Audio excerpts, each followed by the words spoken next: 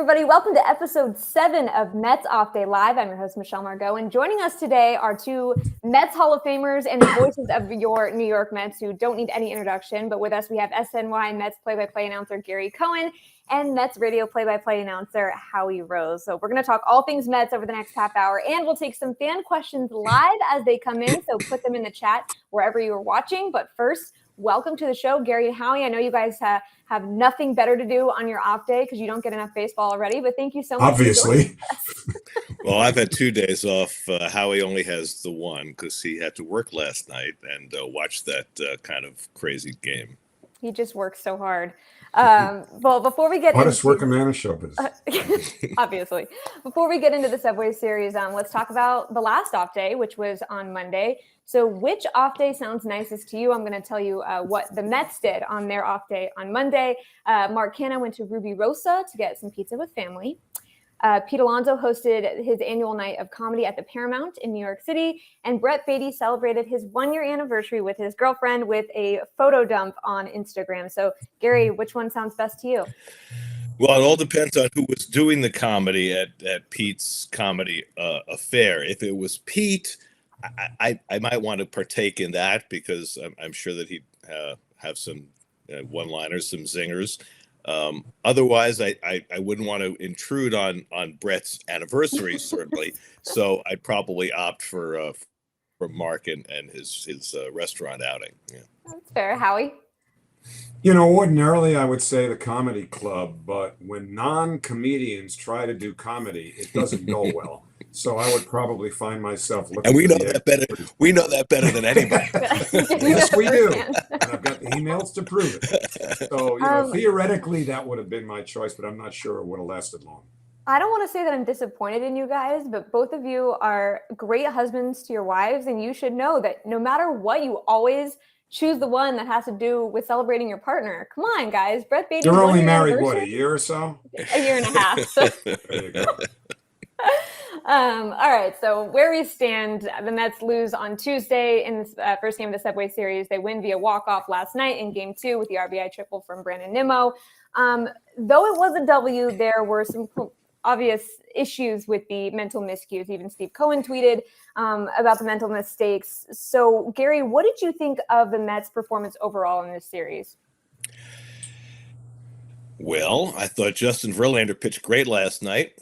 I thought the bullpen was magnificent both nights, other than Brooks Raley forgetting that there was a runner halfway between third and home. Other than that, not a whole lot went right. Mets put up some early runs on Tuesday and let a 4-run lead get away.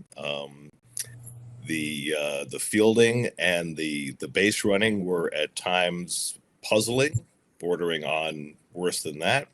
And they were, in my mind, extremely fortunate to get out of there with a split. Howie, what do you think? Well, it's certainly not going in any time capsule, that's for sure. You know, when you have a 5-1 lead with Max Scherzer on the mound in the first game, you expect to be able to hold the lead. But that's twice now in a little over a week, or about a week, that the Mets have had 4-run leads against teams that they generally are pretty juiced to play anyway, and saw them get away. And, you know, last night's game is certainly not going into any time capsule, but the best you could say about last night's game is that they escaped with a win. I mean, they tried every conceivable way to lose it. You know, even on the last play of the game, I think it gets overlooked in the euphoria of what proved to be the game-winning hit, but really Eduardo Escobar needlessly tagged up on that fly ball because there was one out. You don't generally tag up with one out. You do that with nobody out. And Escobar, with one out, was standing at second base when that ball fell in. So the Mets were, in retrospect, pretty fortunate to get that run home, but they'll take it and move on now against a team that's struggling even worse than they are, the Cardinals. Well, it's so interesting because the 2022 Mets with Buck, you know, first-year manager of them, like so much attention to detail. They had so much pride in doing all of the little things right, being so focused. The 2023 Mets seem to be night and day of that. So why do you think they've been struggling so much with the little things, Gary? Well, I think it's gotten worse over the last few weeks. I think actually the Mets played heads up ball for the first month and a half, even when they weren't winning. Their pitching obviously has struggled for a good portion of the season, and their offense has been spotty.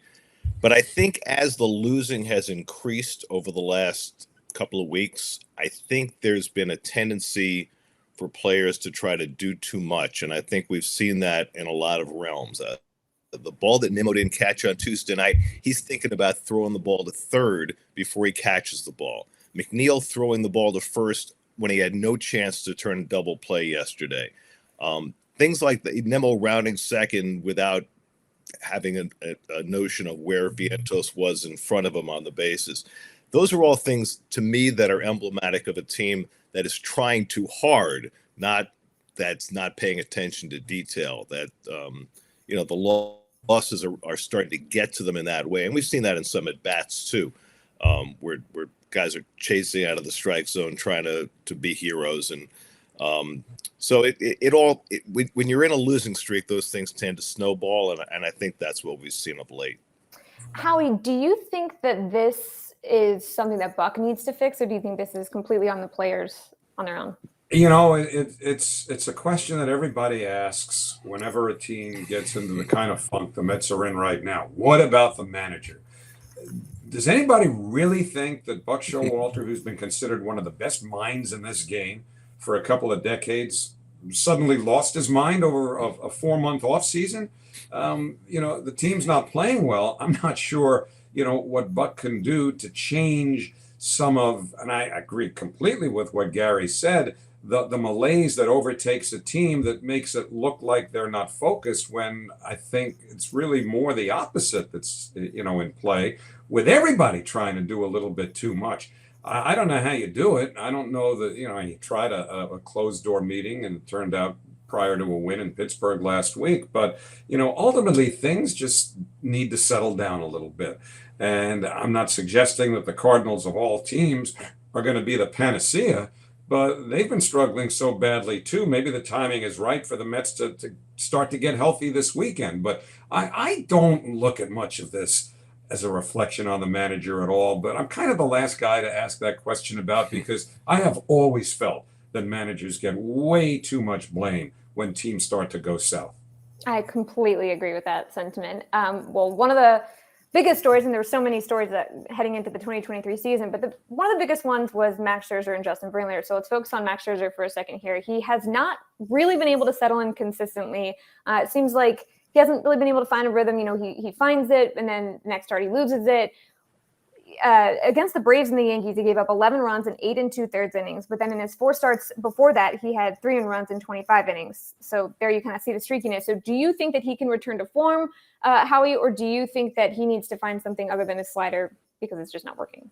I think we're all kind of finding out about that, because the one thing that's inescapable is the birth certificate for Max as well as Justin Verlander. There's a lot of quality, miles on those tires that ultimately are going to need to be adjusted a little bit, at least in terms of whether it's the repertoire. I mean, it was uncharacteristic for Max to not locate the sliders the way he wanted to the other night.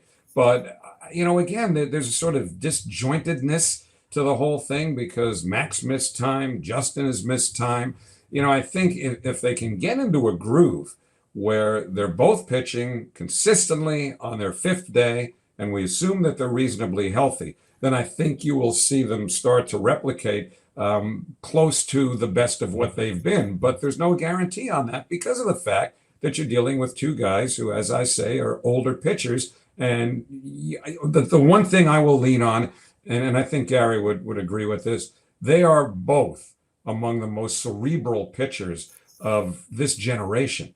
And if any pitchers can figure out how to some extent mitigate advancing age and adjust accordingly, it's Max as well as Justin. Totally. Gary, what are you thinking that you've been seeing from Scherzer? Well, first of all, I'd go back to looking at this team in January and seeing the age on this team, particularly in the rotation. And we're not just talking about Max and Justin. We're talking about Carlos Carrasco, who's 36 and is pitching like it right now. Even Jose Quintana, who hasn't thrown a pitch for this team yet, is 35.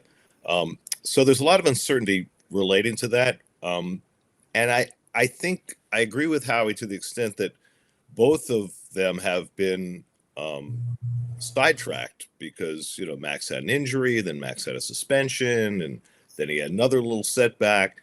Verlander missed the first 5 weeks because of the teres major strain.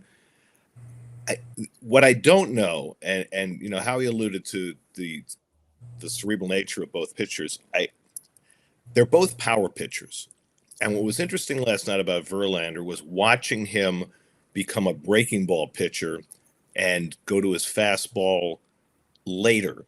And I think that worked for him. And to me, that's the first stage of adjustment, because neither one of these guys is going to become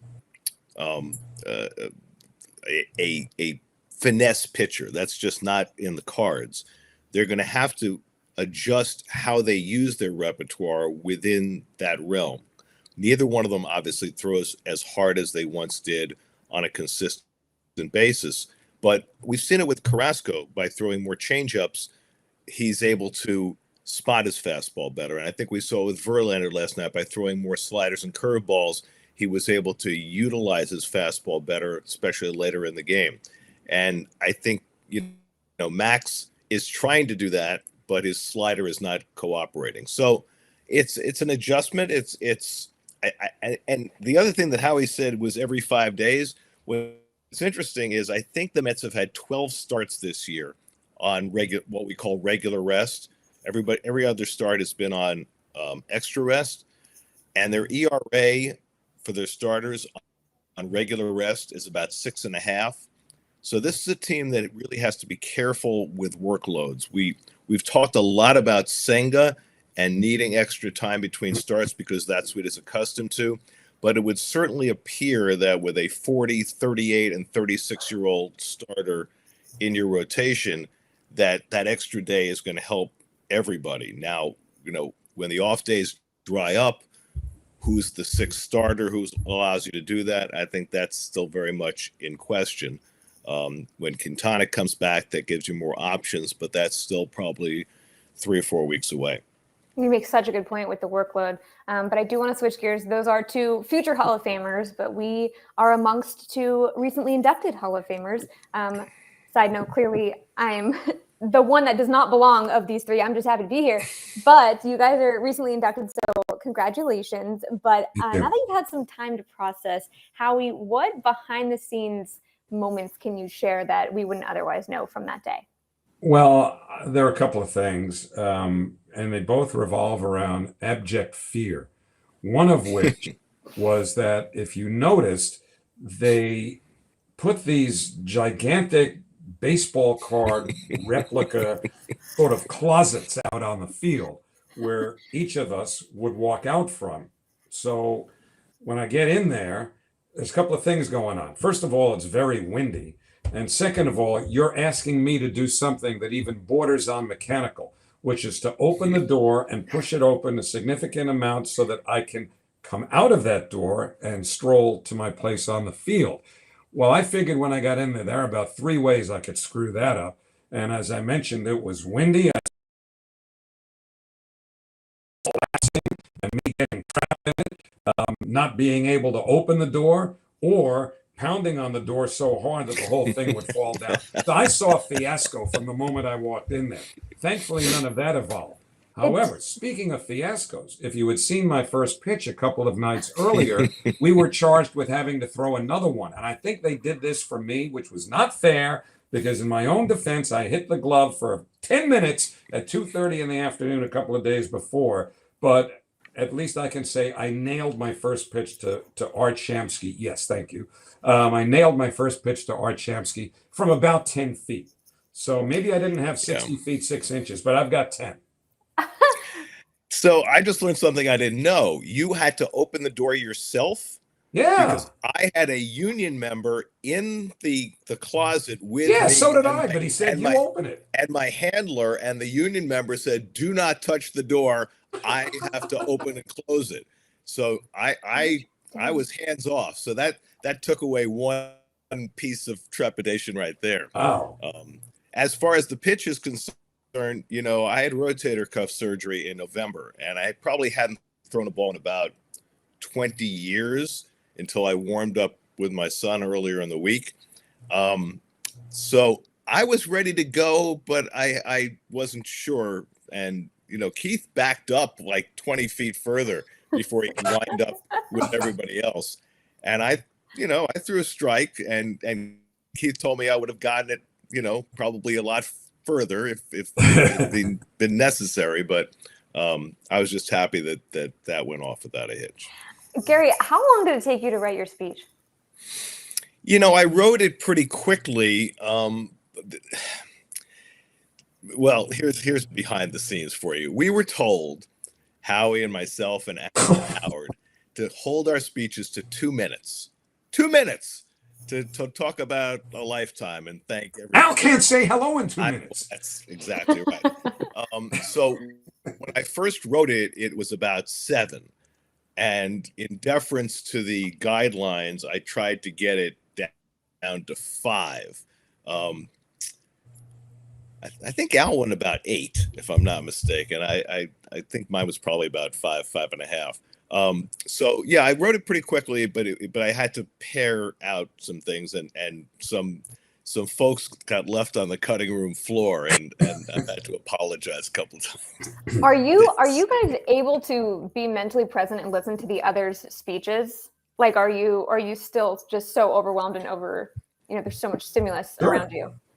Oh, Absolutely. I definitely listened to everybody. I thought the whole thing was great. I felt very calm in terms of the walking out, and I just made sure I didn't trip or run into the cameraman. That was one of the things. They had the handheld camera, and he was following me, and all of a sudden I had to get to my seat. I had to veer in his direction. I didn't want to trip over him or knock the camera out of his hands. But yeah, it was kind of serene. I don't know about you, Howie, but for me, there was a certain aspect of it being an out-of-body experience. This is somebody else doing this. Just kind of looking down on it. The whole thing is kind of surreal, really. It's funny you say that, because I did an interview on the Michael Kay show yesterday, and he was asking me similar questions, and I said it was very much an out-of-body experience. But at the same time, what makes it so much easier than you might think is that, for one, this is what we do. We speak for a living. So that phase of it did not challenge me much.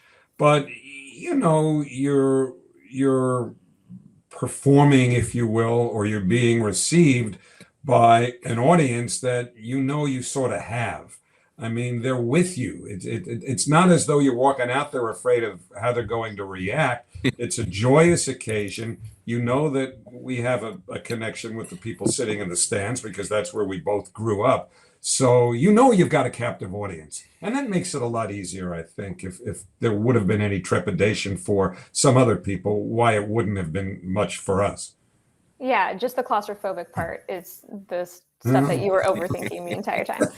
All right, let's switch gears to a little bit more baseball here. We have 2 Franciscos on this team, which sometimes I feel like it's lost that they're both named Francisco, maybe just for me, but they're 2 very different seasons for both of them, 2 very different stages of their career. We'll start with Francisco Lindor. And he hasn't necessarily found his rhythm. I mean, he had a double last night. With his new hair, he's technically 1-0, so maybe it's time to turn it around for him. But Howie, what is your confidence level that he's going to turn this around consistently for the rest of the season? Well, certainly at the plate, I have to think that, again, it comes back to some of what we were talking about before. I think, Francisco's swing sometimes gets big in situations where maybe you need a hit rather than a long hit, or certainly you always love that long hit. And yet he's among the league leaders. He's in the top 10 of the National League in runs batted in. I think there's a lot more there that he has offensively, and I expect that some of it will come out. The thing about Francisco Lindor this year is that I've just enjoyed the heck out of watching him play shortstop, because the new rules, which prohibit shifts, have promoted athleticism, particularly on the part of middle infielders. And I've just loved watching Francisco range to either side and make some of the terrific plays that he's made defensively. So I think, the batting average, I think, will come up, and I think he'll continue to drive runs in. But, I think there are times when, like everyone, he tends to want to do a little too much at the plate, and I think that's part of what is reflected in the lower than expected batting average. So, Gary, when it comes to Francisco Alvarez, he has shown probably more so than we expected what he's been able to do defensively, and obviously we know what he can do at the plate offensively. Is there anyone that he reminds you of? That's a good question. I don't think that there's anybody in particular that he reminds me of. I think it's been rather shocking how good he's been defensively. The framing skills, the blocking skills, we were not led to believe that he was this kind of defensive catcher. And the enthusiasm and the ability to relate to an older pitching staff has been phenomenal. The offense we knew about, and I think we've gotten exactly what we expected, maybe quicker than we expected in terms of the power numbers. I mean, he's been a joy. He really has. I mean, you think about 21-year-old catchers, the record for home runs in a season is 26 by Johnny Bench. He's got every chance to break that record. He has been, I mean, you look at the defensive run saved numbers, and he is right in the upper echelon, despite the fact that he wasn't in the big leagues the first couple of weeks of the season. I could not be more pleased with what we've seen from him in just about every aspect of the game. There are still times when he has what Buck refers to as those anxious at-bats, big situations where he'll chase pitches out of the strike zone. But for the most part, he's settled in very nicely, and he's not trying to pull everything. But again, I go back to the defense. It's been just so much better than we were led to believe, and it's been fun to watch. Absolutely. And so I'm going to ask Howie to fill in the blank with this statement, and then Gary, you're going to go after that. But you guys have to have different answers, okay? So Hopes to go first. Yeah, lucky you. Alvarez is the best young Met since blank. Wow, that's a good one because, the immediate reaction is to think about first the catcher and then a position player. But I think the easy answer for me is Pete Alonso. Okay. That seems like a given, but that's okay. I'll let it slide. Gary? That would have been my first choice. I'll go with Matt Harvey. Interesting. Why? Because Matt came up and exploded on the scene immediately. I mean, that was before she was born. DeGrom came up and was really good. Syndergaard came up and was really good, but it was Harvey who came up before the others. And those first 10 starts when he came up in 2012, he was so dominant, and then translated that the next season into an all-star year. And Matt didn't last for long, but his career was like a comet, and he's shown as bright as anybody from the beginning. That was inspirational, Gary. We should quote that seriously. All right, so we have our first fan question. Mac Multimedia Network from YouTube asks, why do you think Vogelbach has gotten such a long leash? So, Howie? It's a fair question, and it's virtually unprecedented in this age of shorter benches and the need for more versatility to basically have given Vogelbach about a week off, because his position as such, as a designated hitter, particularly a left-handed designated hitter, dictates that you're going to get a significant amount of at-bats, and that is a position that's supposed to produce runs. I don't know why he's gotten this long a leash, to be honest with you. And when you consider that there are situations when if you use him at a certain point late in a game, tie game, close game, whatever, if he gets on, you've got to run for him. So that costs you an extra player on the bench.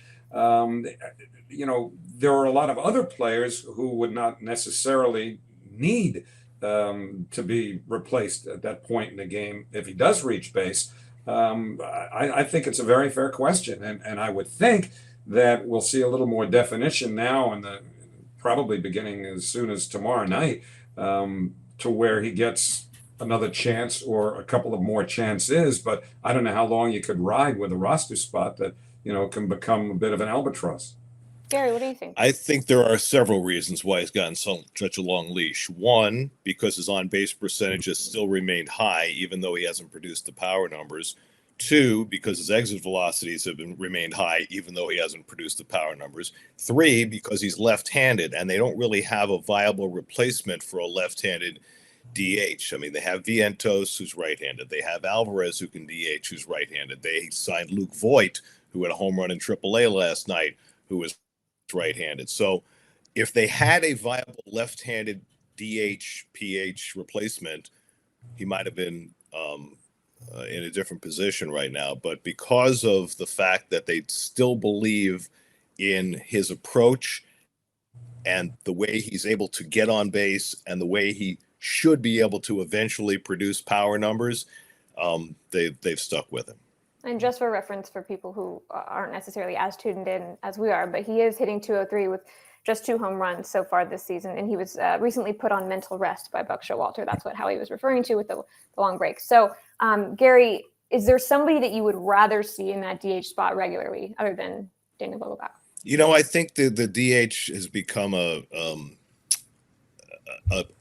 rest position. I mean, we saw Lindor DH the other day. We saw Nimmo DH the other day. We've seen Tommy Pham DH. We've seen Vientos DH. You've got plenty of. We've seen Alvarez DH. You've got plenty of options in that spot. There's no one answer to that question. It's really a daily question based on who's on your roster. As long as Vogelbach is there, once he's gotten whatever break that they intend to give him, he'll still get his starts at DH against right-hand pitching for as long as he's there. If he doesn't produce at some point, maybe they make a change. But I think for now it becomes a rotating spot. Howie, do you have an answer for that? About who deserves to be the DH? Or who you'd want, who you'd like to see there, yeah. Well, David Ortiz or Frank Thomas would be great, but they're both retired, so we've got to work with around more contemporary parameters. I think the important thing about the designated hitter is that if you're going to ascribe a certain player as one who has to be, quote, a left-handed DH, if Brett Beatty continues to cement himself as an everyday player and Vogelbach continues to struggle, I could see Escobar getting more at bats as a left-handed DH. Now, that's not his stronger side. His stronger side is the right side, but that's one option. But more to the point, it doesn't have to be an everyday thing as long as you've got enough versatility and the manager has enough maneuverability available to him to move guys in and out, up and down, in the lineup with regard to the designated hitter spot. I could see them moving that around to, don't forget Tommy Pham, too, is swinging the bat as well as he has at any time. And maybe it's coincidence, maybe it's not. Now Mark Canha has come alive offensively somewhat. So, there are plenty of options there. It's just a matter of whether you want to, again, say, okay, you are the lefty DH or you are the righty DH. And that's almost unnecessary if you've got enough flexibility. Well, we just got a fan question that is perfect timing for this topic. Michael from YouTube said, why is Vientos getting such little playing time and not just being sent down? Gary? It's a really good question. To me, the Mets would probably be better off sending Vientos down, given the playing time that he's getting right now. And I think that's probably why they signed Luke Voigt, to see if they could get him going in AAA and hit a triple the first game and a home run the second game. It wouldn't be shocking if sometime in the next few days, week, that move gets made, that they bring up Voigt to play first base until Pete's ready to go again, and send Vientos down to get regular at bats. So it's a legitimate question for sure.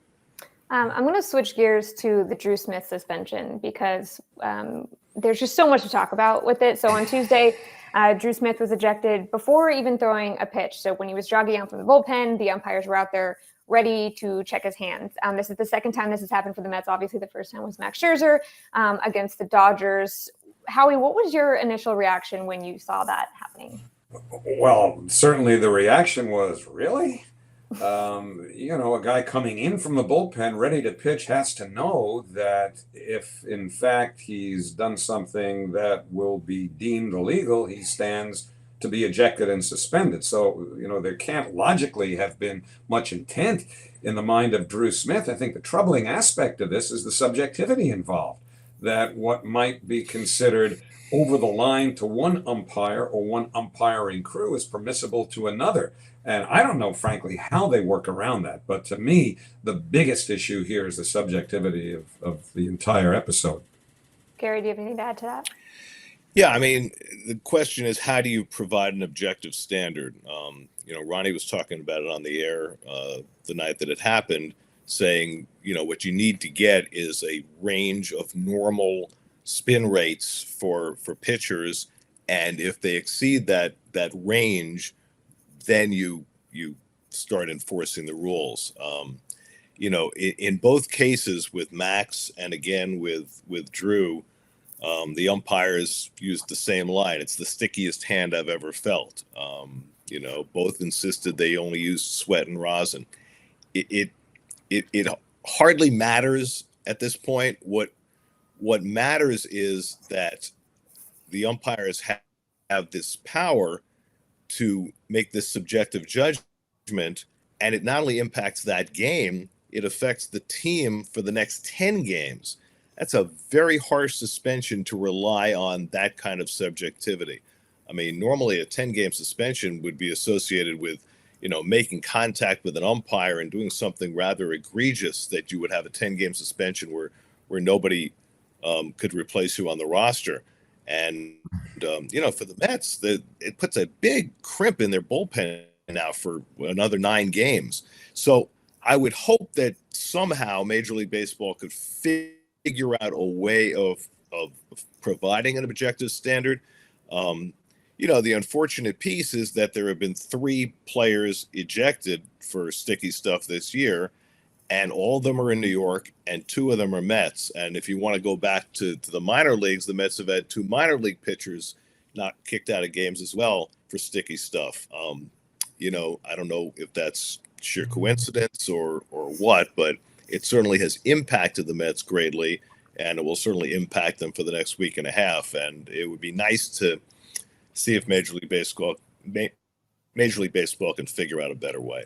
It does feel a little coincidental, does it? I mean, it happens to be on one of the biggest stages at the Subway Series, and then, of course, against the Dodgers, which is another huge game. But I talked to a Yankees pitcher and I talked to a couple of Mets pitchers, and the umpires they said, abnormally checking in that game. Like, they were being pretty clear with how they were checking in that game. So I really don't know what the solution is. It sounds like some form of objectivity and less of an arbitrary situation. But like you did say, 9 more games for Drew because he did serve his first game last night. But looking ahead, SNY's Danny Ariano made a good point. In 1999, so I was 7, just to rub it in, Howie.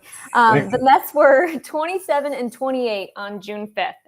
And they were losers of 8 straight. And then they played the New York Yankees and went 70-38 after that. So it is possible to turn it around. Staying positive here. They play St. Louis. What you left out of that equation is that when they played the Yankees, they fired half of their coaching staff right before that. And they went 40-15 from that point forward. So I don't think that's going to happen, but just a little extra piece to that 1999 history. That's fair. But they do play St. Louis this weekend and then the Astros after that. So Howie, who do you want to see be the X factor for the next, 6-7 games? Whoever's up to it. I mean, it's a meritocracy. So whoever steps forward and does the best job, put me down for that vote. But, I think just to go back to what you're doing a second ago, looking for some positive in the records. And I think that nowadays, and I have to differentiate between now and even 1999. Back in 1999, there was only 1 wild card. Now, of course, there are 3. And even 4 years ago, when there were only 2 wild cards, I think what's really relevant is that the Washington Nationals were 31-36 after 67 games. The exact same record that the Mets brought into last night's game, which of course they won to go 32-36, and the Nationals went on to win the World Series that year. So look, if you're looking for some sign that, there's a way out of this, I think, common sense dictates that there's still, nearly 100 games to go, and that sure, there's time, and we know that ownership has the resources to do what it needs to enhance and embellish the roster if the right move comes about. But look, you've got a struggling team in the Cardinals coming in, and the world champions will be the Mets' next opponent after that in Houston next week, and that's never a ball of fun. So this is a big weekend for them to see if they can, keep the Cardinals down and at the same time start to get better themselves. Just to just go to continue on what Howie said, it's not just the Nationals in 19, but the Braves in 21, Yeah. last year. I Right. mean, they were all in dire straits for the first half of the season, and they all came back and made it to the World Series or won the World Series. The other piece I would say, when you ask about who needs to be the X factor, it starts with the starting pitching. I mean, last night, Justin Verlander went 6. The Mets won the game. The Mets are now 17-1 when their starter goes 6 innings. 17-1. Doesn't take that much. So it starts with Tyler McGill tomorrow night. And these starts are of exceeding importance for McGill as well, because with Quintana on his way back, we mentioned the Mets, will need a 6th guy, and McGill would like to be that. And, he's got to get some body of work going. But I think that's where this team needs to excel. And if it's not the older guys, then it's got to be the younger guys. But there has to be some kind of consistency in the ability to go deep into games and give the Mets quality starts, because when they do that, they tend to be successful. They just haven't done it enough this year. 100%. And it's not just the Mets. I mean, historically, the teams that are the best have good starting pitching as well. All right. So before we wrap up, Howie, how are you planning on spending the rest of your off day? Well, as you can see, I probably could use a shower, so we'll go there. And then actually, I'm involved in a Mets-related event tonight on behalf of the Amazing Mets Foundation at the Metropolitan Museum of Art, which I'm anxious to get to. I haven't been there in quite a while, but it's on behalf of the YMCA. Todd Zeal will be there as well. And between now and then, pretty much shower, shave, and let's go. Love that. I didn't really peg you for a modern art guy, Howie. Did I say modern? It's the Metropolitan Museum. Oh, Matt. Oh, sorry. Yeah, we're all the old guys like Renoir, your Renoirs, your Cezannes, your Manets and Monets. Yeah, I'm up for you're it. Cooperstown. That's painters, right. That's right.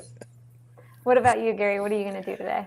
There'll be a lot of playing with the dogs. That will be a good portion of my day.